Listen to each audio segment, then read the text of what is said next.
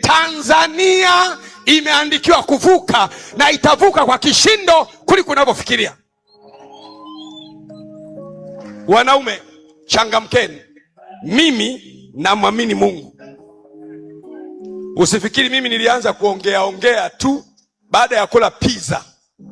Usifikiri mimi nilianza kuongea tu baada ya kuwa nimekula pilau. Niliongea kwa sababu nimesikia mahali, na nikawaongoza watu wangu kwenye kuomba siku 40. Tukamwomba Bwana, na Bwana akaifanya ndoto yetu kuwa clear. Na yeyote, naongea na mtu tena, unayeshindana na sisi utakatika kiuno.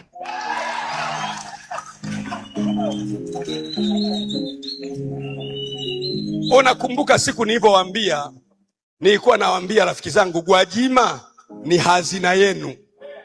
Ninarudia tena, yule Gwajima ni hazina yenu. Itunzeni hiyo hazina, itawasaidia wakati wa dhiki. Lakini hazina ambayo hujaijua haiwezi kukusaidia. Ukiwa na mafunguo mengi na haujui ufunguo upi unafungua kufuli lipi, huna tofauti na asiyekuwa na funguo. Narudia tena, if you have a bunch of keys, kama una mafunguo mengi lakini hujui ufunguo upi unafungua kufuli lipi, ukaanza kujaribishia, huna tofauti na asiyekuwa na kufuli.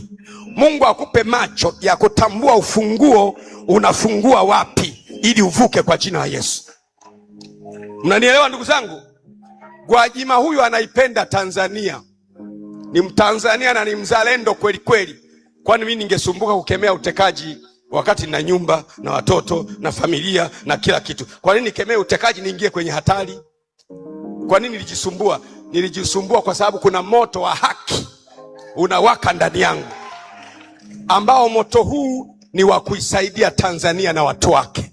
Na piga kelele na kusema tena, Tanzania mpya inakuja. Tanzania mpya inakuja. Tanzania mpya inakuja.